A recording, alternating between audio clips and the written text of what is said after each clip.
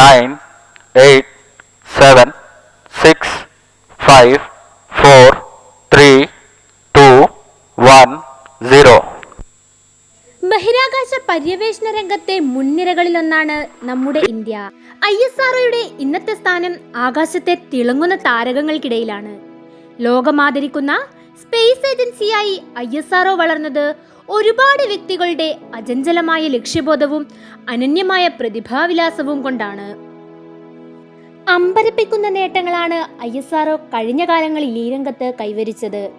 അതിൽ സുപ്രധാനമാണ് ഈ കഴിഞ്ഞ ഡിസംബർ 5 ലോകത്തെ ആദ്യത്തെ പ്രിസിഷൻ ഫോർമേഷൻ ഫ്ലൈയിംഗ് ദൗത്യം വിജയകരമായി പൂർത്തിയാക്കി ISRO ചരിത്രം കുറിച്ചിരിക്കുന്നു. യൂറോപ്യൻ ബഹിരാകാശ ഏജൻസിയുടെ 2 ഉപഗ്രഹങ്ങളുമായി PSLV-C-59 റോക്കറ്റാണ് ലക്ഷ്യത്തിലേക്ക് കുതിച്ചത്. 44.5 മീറ്റർ നീളമുള്ള റോക്കറ്റ് 18 മിനിറ്റ് കൊണ്ട് മിഷൻ പൂർത്തിയാക്കി.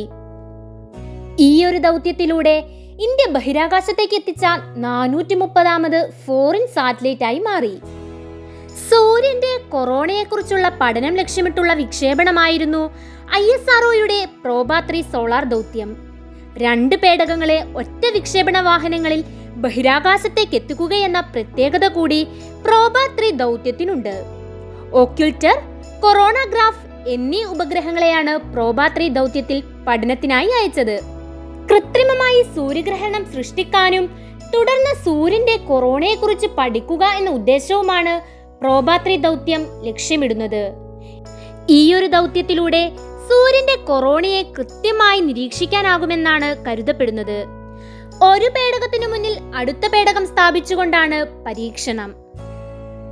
ബഹിരാകാശത്തോളം വളർന്ന സ്പേസ് ടെക്നോളജിയുടെ ഏറ്റവും അഭിമാനാർഹമായ നിമിഷങ്ങളിലൂടെ കടന്നുപോകുന്ന ഇന്ത്യയുടെ ISRO, ആകാശ സ്വപ്നങ്ങൾക്ക് തീപിടിപ്പിച്ച Indian space agency ISRO.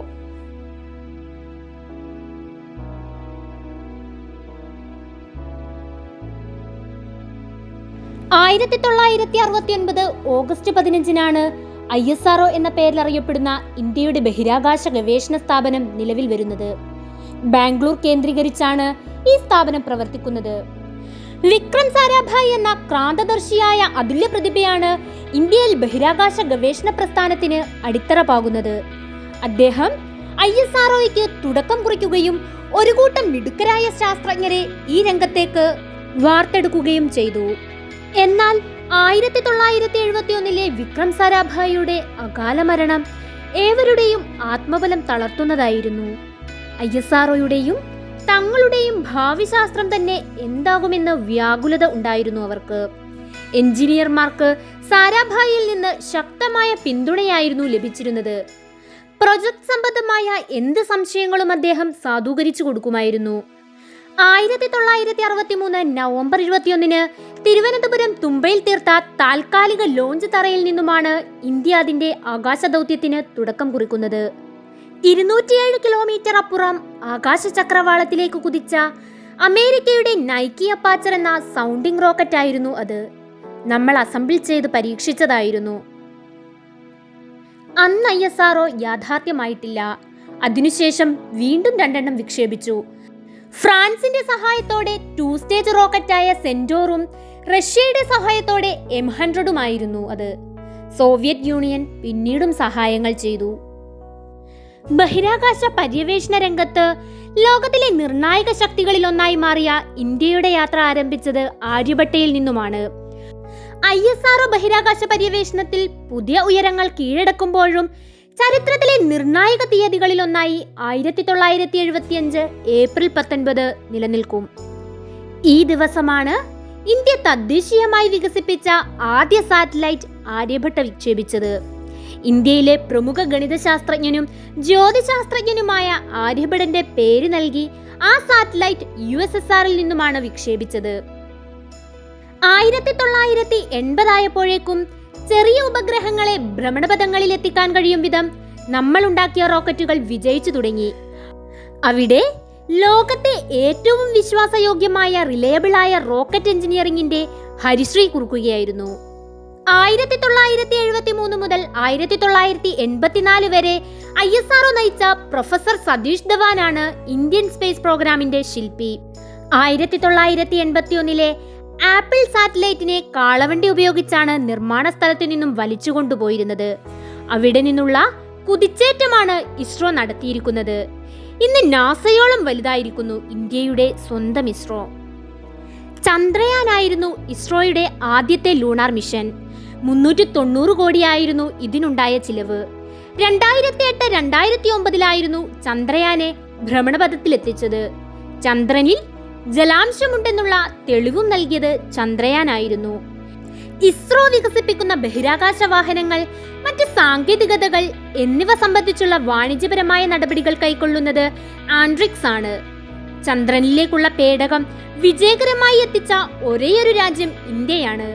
America 5 തവണ ശ്രമിച്ചെങ്കിലും പരാജയപ്പെട്ടു. അതുപോലെ 8 തവണ പരിശ്രമിച്ച സോവിയറ്റ് യൂണിയനും. ആദ്യ ശ്രമത്തിൽ തന്നെ ചൈനയും റഷ്യയും പരാജയപ്പെട്ടു. ചന്ദ്രയാൻ വിക്ഷേപണത്തിന് ശേഷം 2014 ചൊവ്വയെ പഠിക്കാൻ പോയ ആദ്യ ഏഷ്യൻ രാജ്യമായി ഇന്ത്യയെ മാറ്റിയ മംഗൾയാൻ. 2023 ചന്ദ്രന്റെ ദക്ഷിണ ധ്രുവത്തെ തൊട്ട ലോകത്തെ ആദ്യ രാജ്യമായി മാറ്റിയ ചന്ദ്രയാൻ 3. 2023 സൂര്യനെ പഠിക്കാൻ അയച്ച ആദിത്യ L1. അസൂയാവഹമായ വിജയ പരമ്പരകളാണ് ISROയെ തേടിയെത്തിയത്. സ്വന്തമായി 100-ലധികം സാറ്റലൈറ്റുകൾ ബഹിരാകാശത്തെത്തിച്ചു. വിദേശ രാജ്യങ്ങളുടെ 430ഓളം ഉപഗ്രഹങ്ങൾ വിജയകരമായി വിക്ഷേപിച്ചു. 1-ലധികം ഉപഗ്രഹങ്ങൾ ഒറ്റ വിക്ഷേപണത്തിൽ വ്യത്യസ്ത ഭ്രമണപഥത്തിലെത്തിച്ച ISRO 2017 PSLVയിൽ ഒറ്റ വിക്ഷേപണത്തിൽ 104 സാറ്റലൈറ്റുകൾ വിക്ഷേപിച്ച് ലോകത്തെ തന്നെ ആദ്യ സംഭവമാക്കി. ശാസ്ത്രമേഖലയ്ക്ക് ജീവിതം ഹോമിച്ച ശാസ്ത്രജ്ഞരാണ് ഇസ്രോയിലുള്ളത്. ഉപഗ്രഹങ്ങൾ നിർമ്മിക്കുകയും വിക്ഷേപിക്കുകയും ചെയ്യുന്നതിൽ പ്രാഗൽഭ്യം കാണിച്ചിട്ടുള്ള ലോകത്തിലെ 6ാമത്തെ സ്പേസ് ഏജൻസിയാണ് ഇസ്രോ. ഇന്ന് മിക്ക രാജ്യങ്ങളും അമേരിക്കയുടെ ഗതാഗത സംവിധാനത്തെ ആശ്രയിക്കുമ്പോൾ ഇന്ത്യക്ക് അഭിമാനിക്കാനായി സ്വന്തമായൊരു GPS സിസ്റ്റത്തിന് ഇസ്രോ തുടക്കമിട്ടു. മനുഷ്യനെ ബഹിരാകാശത്തേക്ക് എത്തിക്കുന്ന ഗഗൻയാൻ, ചന്ദ്രയാൻ 4 തുടങ്ങിയ ഒട്ടേറെ ലക്ഷ്യങ്ങളുമായി മുന്നേറുകയാണ് ISRO.